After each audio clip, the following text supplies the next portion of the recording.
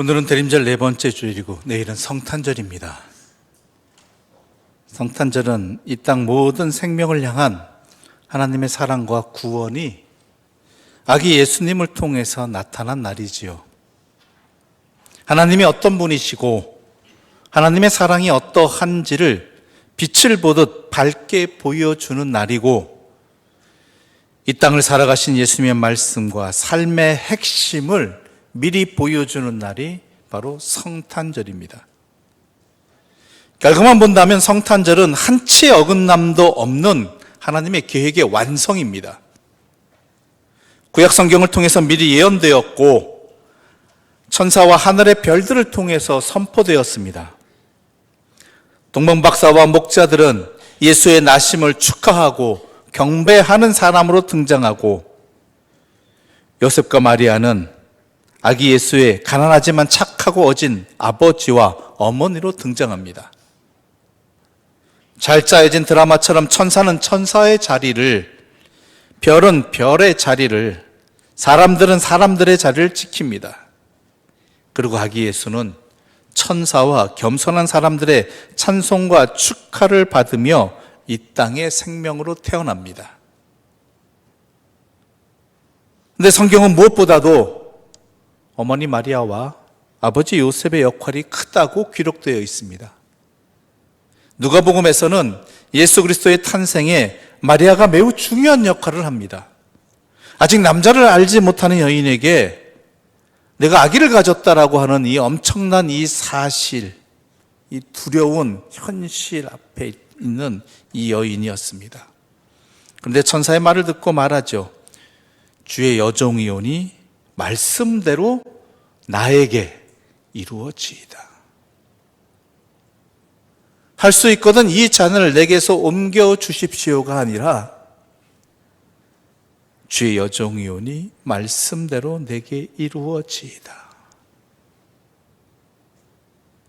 이러한 순종의 모습과 또한 도리어 하나님을 찬송하는 마리아의 모습이 누가복음에는 기록되어 있다는 것입니다. 그리고 오늘 읽은 마태복음에서는 아버지 요셉이 주인공으로 등장합니다. 요셉과 마리아는 약혼한 사이였습니다. 유대의 전통에 따르면 약혼을 통해서 그때부터 이 두 당사자는 법적인 부부가 됩니다. 약혼한 사이였음에도 불구하고 요셉을 마리아의 남편이라고 말하는 것도 바로 그 때문이지요. 물론 약혼한 사이라 할지라도 바로 함께 살지는 않았습니다. 신부는 1년 동안 친정에 머물면서 아내로서의 역할을 익혀야만 했습니다. 당시 중동의 여인들이 하는 일들이 이랬습니다. 음식을 준비하고 만드는 일들 당연했고요. 게다가 실을 찢고 천을 짜고 옷을 만드는 일도 매일매일 행했습니다. 우물에서 물을 매일 길어왔습니다. 그 먼 데까지 가서. 또한 그뿐만 아니라 사방 들판을 다니면서 땔감으로 쓸 나뭇가지들과 동물의 마른 변을 모으는 일들, 이것들 또한 당시 여인들이 거의 매일 했어야만은 힘든 일 중에 하나였죠. 이것을 준비하는, 배우는 시간이 바로 1년 동안 이루어지는 일들입니다. 그래서 다시 한 가족으로 정식으로 만나는 그 날을 기다리고 있던 남편 요셉에게 청천벽력 같은 소식이 들려왔습니다. 아직 함께 살지도 않는데 마리아가 아기를 가졌다는 것이죠. 요셉이 이 마리아가 임신했다는 사실을 알아차렸을 때 그의 마음이 어땠을까요?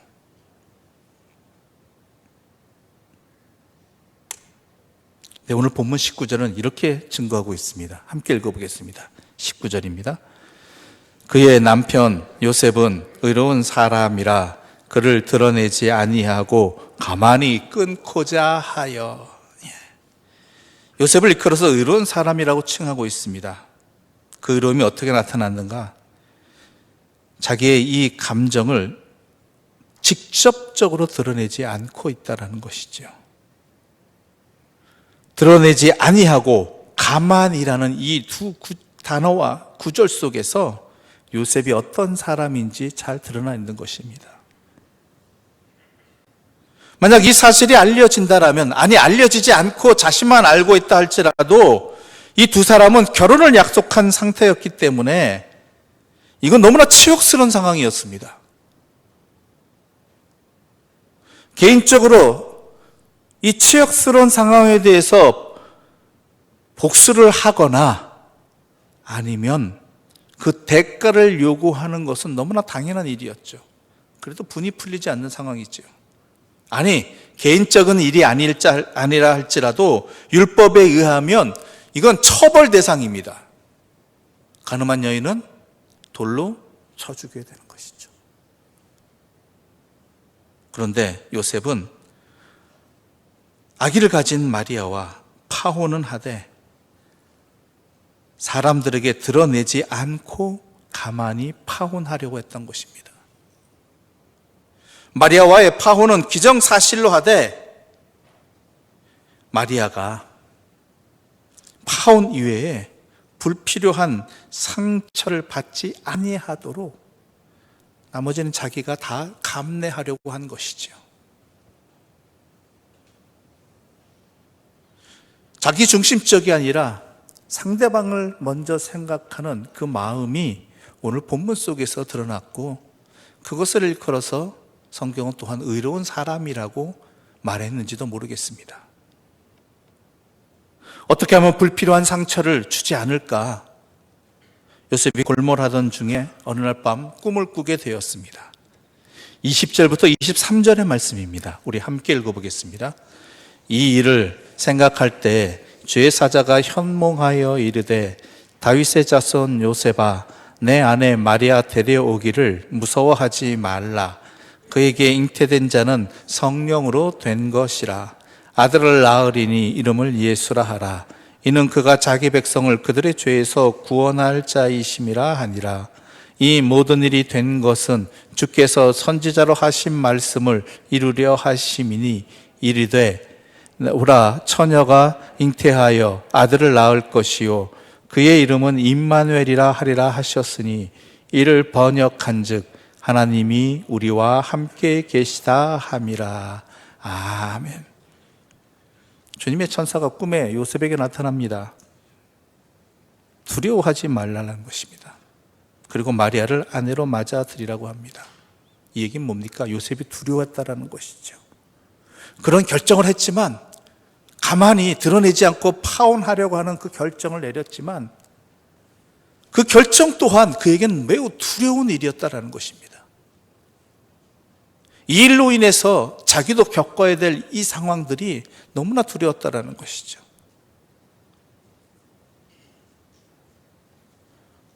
그런데 천사는 말합니다. 두려워하지 말고 마리아를 아내로 맞으라. 그 아기는 성령으로 마리아에게 잉태된 것이고 머지않아 아들을 낳게 될 것인데 그 이름을 예수라고 하라고 일러주기도 했습니다. 그 이름의 뜻이 뭐죠? 주님께서 구원하신다. 즉 천사는 그 아기가 자기 백성을 죄에서 구원하실 것이라고 말합니다. 그리고 임마누엘이라고 성경에는 또한 기록되어 있습니다. 하나님이 우리와 함께 하신다. 그 우리는 누구를 말하는 것일까요? 물론 우리 모두를 말하는 것이겠지요. 그런데 특히 예수님은 이 땅에서, 세상에서 인정받지 못하는 사람들, 또한 죄인으로 규정되어서 존엄성을 인정받지 못하는 사람들 곁에 늘 다가서셨습니다. 그러한 예수님이시라는 것이죠. 그런데 요셉도 이 천사의 말을 듣고 결단합니다. 하나님을 경외하는 요셉은요, 지금 현재 가장 두렵고 가장 취약한 두려운 사람이 내 자신, 나도 두렵지만 나보다 그 두려움 속에서 가장 힘든 사람이 누구이겠는가? 아기를 가진 마리아라는 것이죠. 그래서 그 마리아를 감싸 안은 것입니다. 임신한 마리아를 부끄럽게 여기지 아니하고 사랑으로 맞아들입니다. 그리고 그것뿐만이 아니라 아기가 잘 태어날 수 있도록 아기가 태어날 때까지 잠자리를 함께 하지 않았다라는 것이죠. 이것은 당시에 이 잠자리를 통해서 아기가 타락되어질 수 있고 또한 오염되어 있다는 염려 때문에 그 당시 그런 것입니다. 그리고 게다가 뭐라고 어떻게 했죠? 아기가 태어나자 아버지로서의 역할을 합니다. 아기의 이름을 지어주지요. 물론 천사로부터 받은 그 이름, 예수라는 이름을 아버지로서 이 아기에게 붙여주고 있는 것입니다. 엄청난 순종입니다. 엄청난 희생입니다. 그런데요, 이렇게 순종하고 이렇게 품어서 사랑했으면 그 다음은 좋은 결과가 나와야 되잖아요. 그런데 그들에게 기다리고 있는 일들은요, 이 순종과 사랑으로 인해서 가만히 파혼하는 것보다 더 힘든 일이 앞으로 발생할 것입니다. 사람들의 이목이 불편할 것입니다. 두고두고 평생 수군거리겠죠. 못나고 무능한 남편이라고. 자기 아내가 누군지도 모를 아기를 가졌는데 그 아기의 이름을 붙여주고 그 아내를 데리고 산다라는 것, 그 당시로서는 못났다는 표현으로 상상이 안 되는 그러한 모진 멸시를 받았을 것입니다. 마리아는 어떻습니까? 순결하지 못한 여자라는 것이 그의 평생의 주홍글씨였을 것입니다. 뻔한 일 아닙니까? 차라리 가만히 서로 파혼했으면 그때로 끝날 일이고, 최소한 요셉은 그때로 끝날 일임에도 불구하고 순종하여 더 힘든 일들을 감당해 나가고 있는 것이지요. 그런데요, 그럼에도 불구하고 하나님의 계획에 순종하고 헌신한 그들을 통해서 아기 예수가 이 땅에 오셨다라는 사실입니다.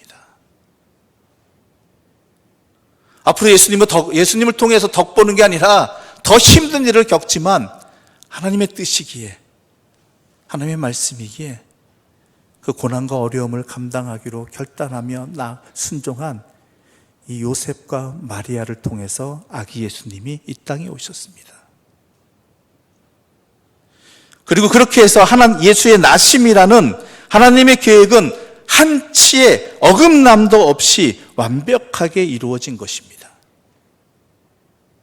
그런데 잊지 말아야 할 것이 있습니다. 이렇게 되기까지의 과정입니다. 박사들이 별을 알아차리지 못하거나 아니면 알아차렸다 할지라도 예수 경배한 후에 헤롯에게로 돌아갈 수도 있었습니다. 목자들이 현실에 체념하거나 안주해서 주저앉을 수도 있었습니다. 요셉이 율법이나 관습대로 마리아를 거부할 수 있었고, 마리아가 여자로서의 행복이나 일상의 평안함을 놓치기 싫어서 거절할 수도 있었습니다. 물론 결과는 완벽했지만 이러한 것들을 살펴볼 때 과정은 그렇지 않았습니다. 너무나 힘든 일들이었습니다. 그러나 하나님께서는 아기 예수를 이 땅에 보내시기 위해서 그 모험을 감당하셨다라는 거예요. 하나님은 전능하신 분입니다. 이런 일 안 벌어지게 완벽하게 하실 수 있는 분입니다. 모두에게 인정을 받고 모두에게 칭송을 받고 모두가 행복한 그런 과정들을 만드실 수 있는 분입니다. 그럼에도 불구하고 하나님께서는 죄인인 우리를 구원하시기 위해서 이 일을 계획하셨고, 또한 이러한 계획이 이루어지도록 이 땅의 사람들에게 순종과 참여를 요청하신 것입니다.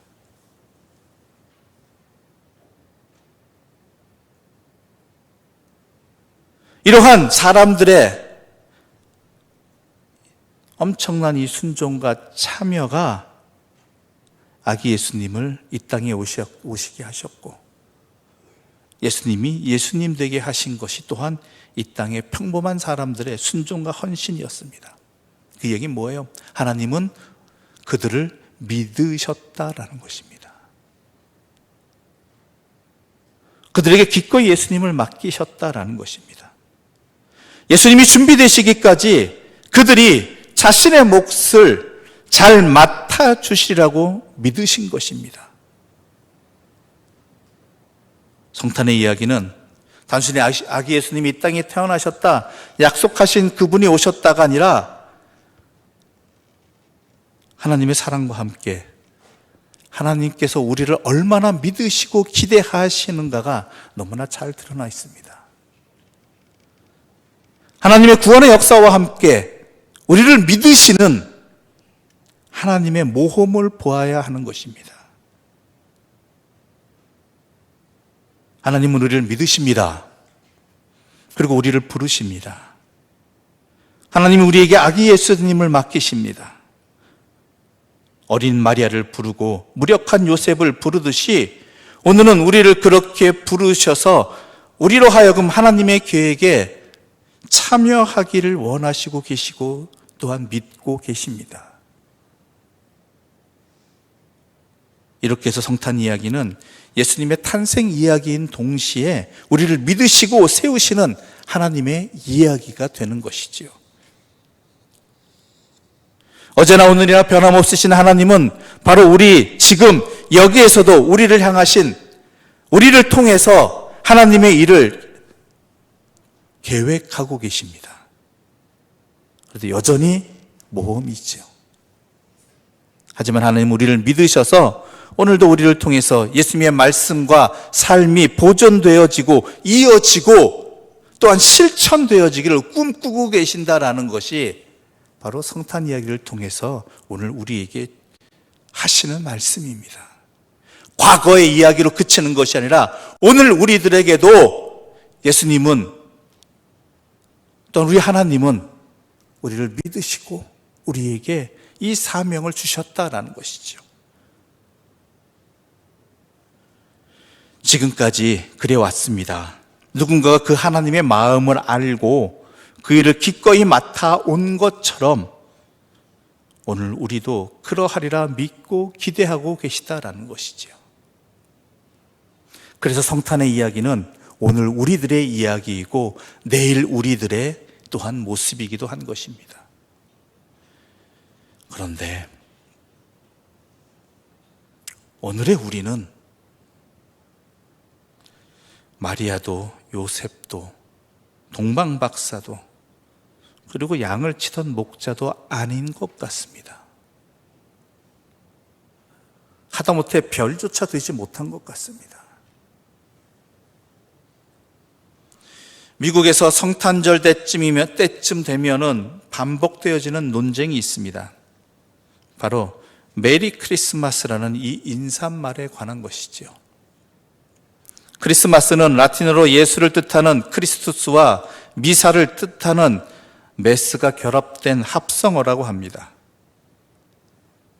하지만 이 성탄절이 국제적인 명절이 된 만큼 타 종교인들을 배려해서 메리 크리스마스가 아니라 해피 홀리데이라고 하는 종교적인 색채를 배제한 보편적인 인사말을 해야 한다라는 주장이 벌써 꽤 오래전부터 이루어지고 있다는 것이죠. 기록에 의하면 1960년대부터 이러한 말들이 나오기 시작했다고 합니다. 우선 미국에서 메리 크리스마스 대신 해피 홀리데이를 쓰는 표면적인 이유는요, 그때 성탄절뿐만 아니라 유대교 명절인 하누카가 있고 또한 흑인들의 명절인 콴가가 있기 때문이라고 합니다. 크리스마스 말고도 겹치는 명절이 두 개나 더 있고 1월 1일이 바로 연달아 이어오니 거기다가 정치적인 올바름의 논리에 더해서 여러 개의 명절을 하나로 묶어서 해피 홀리데이로 하는 것이 맞다라고 이야기합니다. 그래서 정치적인 논쟁도 되기도 했지요. 그런데 이러한 현상 앞에서 우리는 왜 세상이 이렇게 타락했는가? 예수님의 생일을 예수님의 생일로 축하하지 못하는 이 현실 앞에서 우리는 분노하기도 합니다. 그런데요, 이것이 정치적 올바름이나 타종교에 대한 배려 때문에 나타난 현상일 수 있겠지만 이것은 그 원인이 우리들에게 본질적으로 있다는 것을 알아야 됩니다. 왜냐하면 성탄절이 성탄절로 우리 자신부터 지키지 않았기 때문입니다. 성탄절 하면 여러분 어떤 이미지가 떠오르십니까? 화려한 장식, 또한 평소에 먹어보지 못한 비싼 음식들, 서로 벼르고벼르해서 준비한 선물들 나누는 것, 서로 함께 모여 즐거워하고 기뻐하는 것, 게다가 성적으로 타락하고 쾌락에 빠져 있는 모습, 이게 성탄절에 우리가 떠오르는 모습 아닙니까?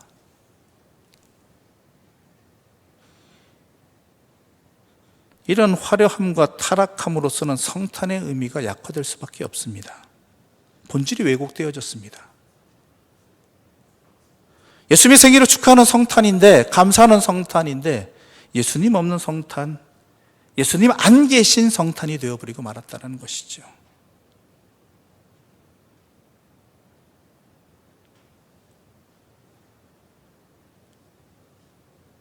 우리가 이 땅에 오시는 예수님을 만난다고 한다면 예수님이 계신 곳은 어디일까요? 화려한 장식이 있는 곳입니까? 서로 자기들끼리 주고받는 선물의 풍부함 속에 계십니까? 예수님이 어디에 계시냐라는 거예요. 우리는 성경을 통해서 예수님이 만나는 사람들, 예수님이 계신 곳을 이미 잘 알고 있습니다. 예수님은 아픔의 자리, 눈물의 자리, 힘들고 어려워서 아우성치는 그 자리에 계시지 않겠습니까? 우리는 지금 누구의 곁으로 이 성탄절에 다가서고자 하고 있습니까? 그저 내 마음이 맞고 높은 자리를 탐하는 자들은 자기들에게 높은 자리를 줄 수 있는 사람들에게 다가서고 선물이라는 핑계로, 또한 서로 자신들의 쾌락과 만족을 나누는 자리에 거기에 주님이 계시겠느냐라는 것이죠. 적어도 우리 그리스도인들, 하나님을 믿는 사람들, 이 땅에 오신 예수님을 기뻐하면서 다시 오실 예수님을 기다리는 사람들은 그러면 안 되는 것 아닙니까? 세상에서 지극히 작은 자의 모습으로 오신 주님은 저 낮은 곳에서 우리를 기다리고 계시는데 우리는 과연 그러했느냐라는 것이죠. 세상의 다른 명절들과 축제와 다를 바 없는 성탄절의 모습이 과연 메리 크리스마스이겠습니까? 해피 홀리데이지. 그래놓고 메리 크리스마스라고 인사를 못하게 한다라고 분노하면서 실제로 우리의 삶은 해피 홀리데이를 즐기고 있는 그런 성탄의 모습에 익숙해지고 누리는 우리들의 모습은 우리 스스로가 성탄절을 다른 종교나 아닌 일반의 명절과 축제와 다를 바 없게 만들어버린 주역들이라는 것입니다. 우리가 이 땅에 오신 예수님을 분명히 알고 주님이 계신 곳에, 또한 주님의 마음이 있는 곳에, 그곳에 우리가 함께 했다라면 도리어 세상은요, 이 성탄절을 성탄절로서 제대로 지키고자 그들이 앞장섰을 것이고 그들이 지키고자 했을 것입니다.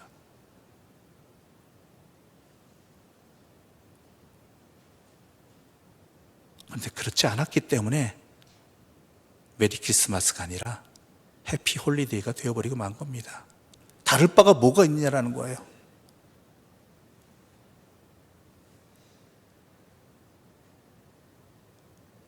힘들고 어려운 시간들이 더 이어지고 있습니다.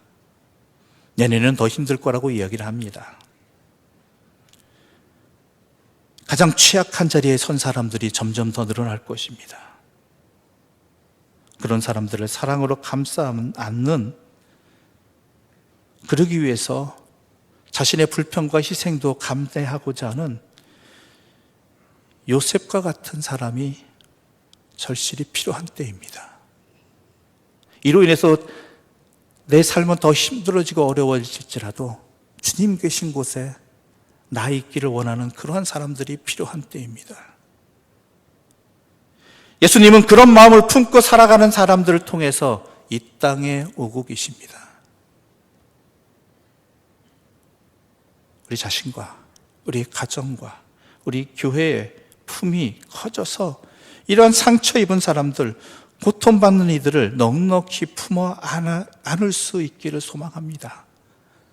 적어도 우리들은 이러한 예수님의 성탄을 성탄으로서 제대로 지킬 수 있는 그러한 사람들이 되기를 소망합니다. 마침내 그때처럼 하나님의 계획은 계획대로 될 것입니다. 평범한 우리 안에서도 하나님의 꿈이 이루어질 것이고, 성탄의 이야기는 예수님 닮음의 길로 이어질 것입니다. 오늘도 계속되는 하나님의 모험이고, 우리는 할 수 있을 것이라는 하나님의 믿음입니다. 물론 모자란 건 많고 연약한 우리들입니다. 하지만 하나님이 이 계획에 동참하여서 그 나라를 일구어 나가는, 주님이 이 땅에 오시는 통로가 되는 우리 그리스도인들, 우리 모두가 되었으면 참 좋겠습니다. 이제로부터라도 이 하나님의 믿으심의 모험 앞에 우리가 주여 내가 여기 있습니다, 내가 감당하겠습니다, 내가 따르겠습니다라고 결단하는 하나님의 사람들 되시기를 간절히 소망합니다. 기도드리겠습니다.